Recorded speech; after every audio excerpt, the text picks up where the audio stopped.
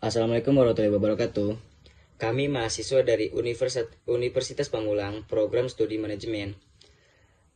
Video ini dibuat dengan tujuan untuk menyelesaikan salah satu tugas kelompok di mata kuliah Praktek Komputer Bisnis dengan dosen pengajar Bapak Ibrahim Bali Pamungkas. Kami dari kelompok 5 yang terdiri dari 4 anggota kelompok yang masing-masing bekerja sama dalam memenuhi tugas dengan judul materi jumlah korban meninggal, hilang, dan terluka karena dampak bencana alam tahun 2018 hingga 2019. Sebelum kami masuk pembahasan, izinkanlah kami memperkenalkan diri terlebih dahulu. Yang pertama dengan saya sendiri, Fajar Nur Fadilah. Selanjutnya ada Genta Aditya Farhan. Lalu yang berikutnya ada Isma Wandini. Dan yang terakhir ada Muhammad Fajri Ramadan.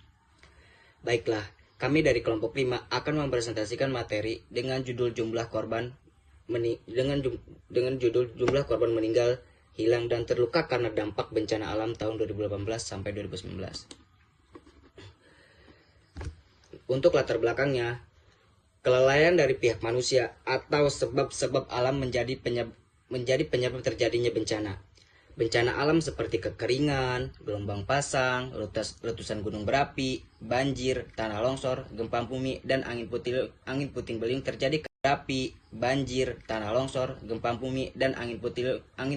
terjadi karena sebab-sebab alami.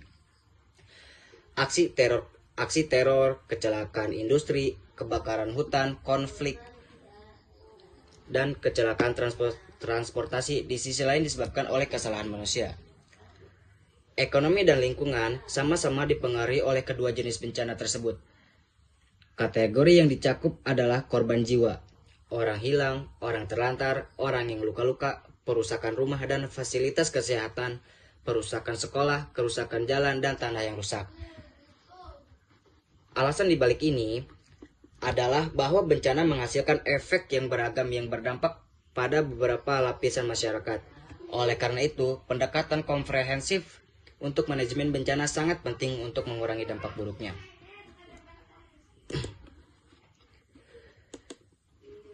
Jadi untuk rumusan masalahnya adalah yang pertama, berapa korban jiwa yang terkena dampak bencana alam pada tahun 2018? Yang kedua, berapa korban jiwa yang terkena dampak bencana alam pada tahun 2019? Yang ketiga, apa saja dampak yang terjadi dalam bencana alam? Yang keempat, bagaimana cara penanggulangan bencana alam? Jadi yang selanjutnya akan dibawakan oleh rekan saya yaitu Genta Aditya Farhan. Terima kasih. Baik, terima kasih. Selanjutnya akan saya lanjutkan terkait korban bencana alam.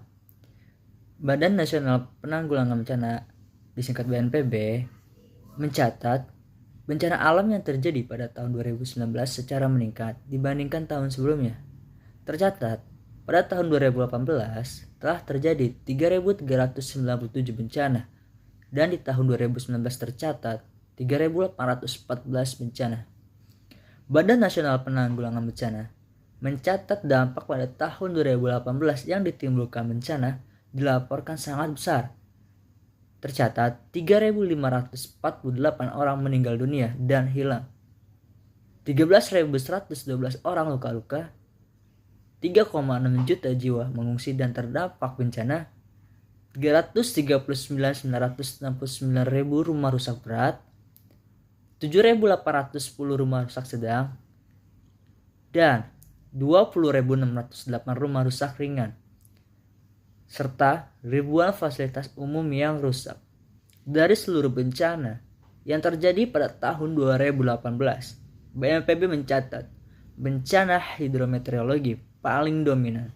Jumlah kejadian puting beliung terjadi 605 kejadian, banjir 506 kejadian, kebakaran hutan dan lahan 353 kejadian, longsor 319 kejadian, erupsi gunung api 55, gelombang pasang dan abrasi 33 kejadian, serta gempa bumi yang merusak 17 dan tsunami 1 kali.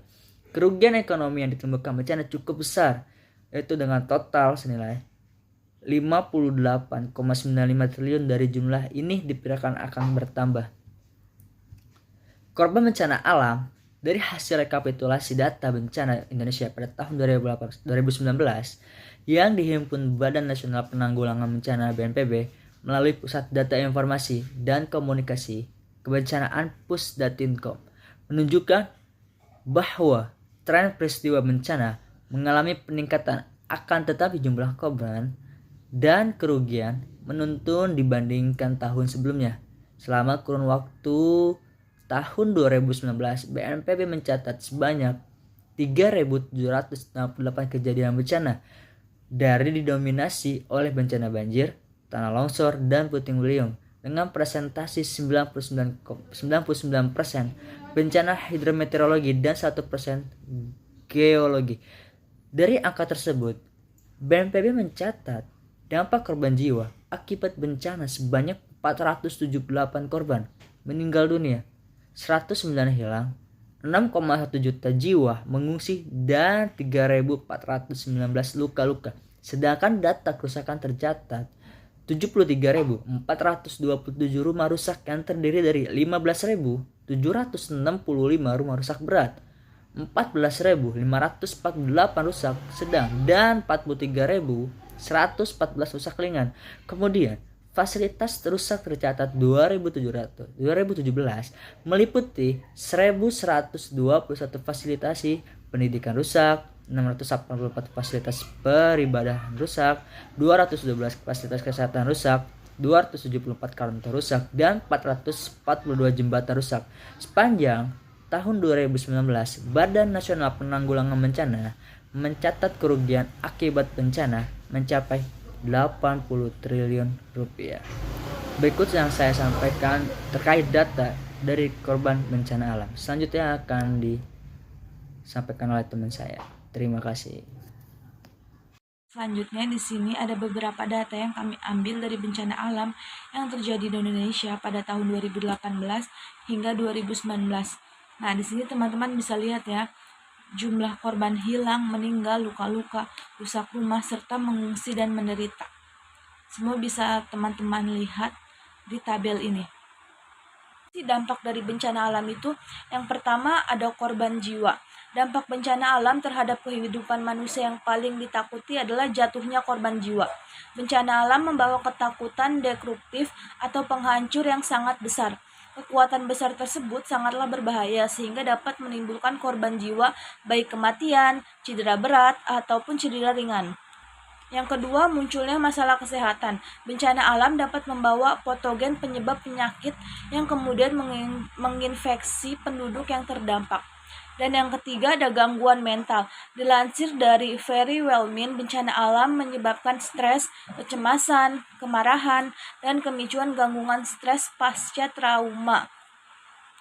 Lalu yang keempat ada mengganggu aktivitas. Bencana alam dapat menyebabkan kerusakan dan mempengaruhi fungsi moral infrastruktur. Yang terakhir ada kerugian ekonomi. Bencana alam dapat merusak rumah dan harta benda di dalamnya, dan berbagai infrastruktur kerusakan tersebut menyebabkan kerugian ekonomi yang sangat besar. Kesimpulan dari materi ini, bencana alam memang tidak selalu bisa dicegah kemunculannya. Begitu juga dengan kerugian materi maupun korban jiwa yang ditimbulkannya. Namun penting untuk disadari bahwa kesadaran masyarakat akan pentingnya pendidikan mengenai bencana sejak dini merupakan kunci utama mengurangi dampak bencana alam. Berbagai cara telah diupayakan petugas bencana maupun relawan untuk menanggulangi masalah ini. Tidak sedikit membawakan hasil yang baik, tidak sedikit pula yang kurang berdampak. Kesimpulan yang dapat diambil adalah bahwa bencana alam merupakan ancaman yang serius bagi kehidupan manusia dan lingkungan. Pesan, ketika alam semesta berbisik, manusia selalu abai. Bahkan ketika alam berteriak, marah pun manusia masih saja terus abai. Korban bencana alam, begitu sebutannya. Padahal alam dan bumi adalah korban manusia. Harus dengan cara seperti apa alam menyampaikan pesannya, supaya manusia bisa paham. Maka belajarlah mencintai alam, karena itu halnya dengan menjaga milik Tuhan.